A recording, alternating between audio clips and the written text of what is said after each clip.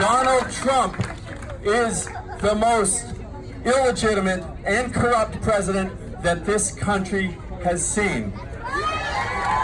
He obtained his office with the illegal assistance of the Russian government, assistance that he encouraged and willingly and happily accepted, and with the assistance of an illegal campaign finance hush money scheme, one that he personally directed and personally covered up. And since taking that office illegitimately, a day has not gone by where he has not committed an impeachable offense. Every day he's violating our constitutional emoluments clauses by continuing to take millions of dollars in cash and other things of value from foreign governments, from the federal government, from state governments. He is turning the presidency into an extension of his family business and a personal piggy bank. Right. Yeah. Virtually every day since he took office, he has engaged in obstruction of justice. Yeah. And virtually every day since he took office, he has been undermining and violating our principles of equal protection and our other cherished constitutional rights in so many ways, and I'm just going to highlight a few examples. How about separating migrant children from their families and sticking them in cages? How about the relentless pursuit of a discriminatory Muslim ban? How about encouraging police and other official violence against our own people? What about supporting and condoning and encouraging white supremacists and neo-Nazis? And then there's his constant, never-ending assault on our freedom of press and our freedom of religion. And he has abused the pardon power throughout his administration to excuse and encourage other public officials to engage in unlawful and discriminatory action. And now he has taken what was a once proud and independent office of the Attorney General, and he has turned it into his own personal mob lawyer, whose primary job is to cover up the misdeeds of Donald Trump and launch baseless criminal investigations against Donald Trump's political and personal enemies. So in the face of all this, what has Congress done about this? Nothing. The Republicans are happy to go on enabling him day after day and encouraging his lawless activity.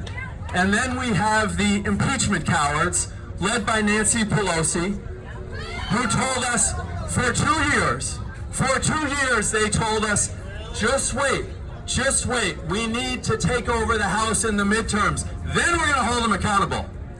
So what did we do? I'm sure many of you marched, you pushed people to vote, you voted, you gave the Democrats a historic victory in the 2018 elections because they promised to hold them accountable. And in the 6 months since they took over the House, have they held them accountable? What did they tell us now? Now they tell us, after taking over the House, we got to wait for the Mueller report. We're just going to wait for the Mueller report. Well, that happened 2 months ago. We got the Mueller report, and it is filled with hundreds of pages of evidence of detailed descriptions of blatant, offensive, outrageous acts of obstruction of justice. And yet, they still don't act. Then they tell us, well, now we need to wait for the testimony of the special counsel Robert Mueller in person. Well, Robert Mueller got up and told us something that we should have already known about a week or two ago. He said, you have my report. You have everything you need, Congress. I can't do anything more about this. It's in your hands to conduct, essentially, he told them to conduct an impeachment investigation. So did they do it? No, we're still listening to excuses. Now we're told that we need Congress to continue to do non-impeachment oversight investigations. And just how are those oversight investigations going? the unredacted Mueller report? Have they got Donald Trump's tax returns? Have we seen a single of the numerous witnesses to Donald Trump's crimes and offenses come before the Congress and the nation to testify? Has Donald Trump been held accountable? No. Not only is he not held accountable, every day that Nancy Pelosi and the leadership in Congress do nothing, he becomes more emboldened. He is defying Congress. He is directing the Treasury Secretary to illegally block congressional access to his tax returns. He is having his corrupt Attorney General illegally block congressional access to information, to documents, to witnesses. He's even directing former White House officials to defy congressional subpoenas. And what else is he doing? You heard about it from a couple people today. In very recent days, he casually told the nation, yes, indeed, I will again accept illegal foreign assistance to get reelected. Just as he did the first time around. Why would he say that? Why? Because Congress has given him every indication that they won't do anything about it. People, this is how autocracies take root. This is how democracies die. So when Nancy Pelosi and her allies tell you, just wait, just a little longer, we need to say, we can't wait. We can't wait. We can't wait.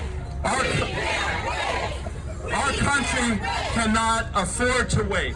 We will not sit idly by while a corrupt, lawless, racist, misogynist, homophobic, xenophobic, bigoted, unfit president tramples on our Constitution and our people.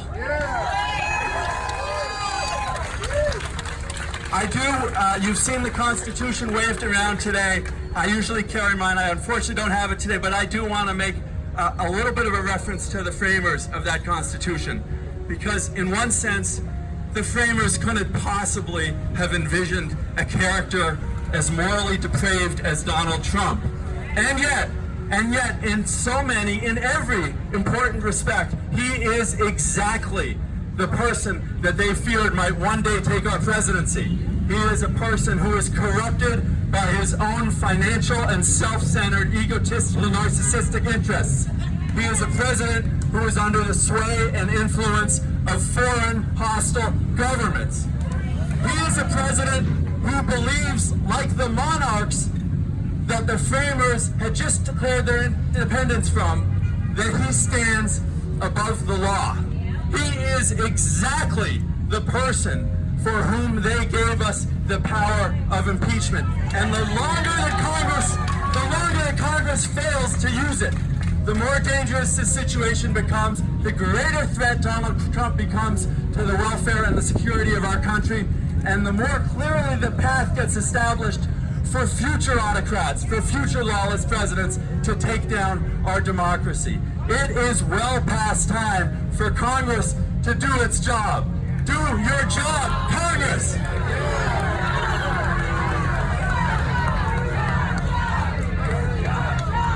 And I just want to say one last thing.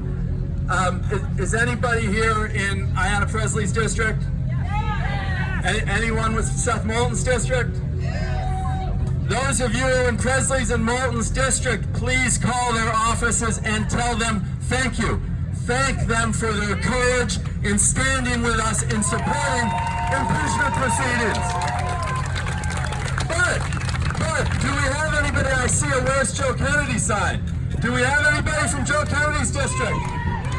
How about Catherine Clark? How about Stephen Lynch? Well, if you're in Joe's district or Catherine's district or Stephen Lynch's district, they're not with us. You need to call their offices and say, why are you standing with Donald Trump? Why aren't you doing what your constituents are demanding and what the Constitution demands? Why aren't you calling for an impeachment investigation now? Do your job! Thank you.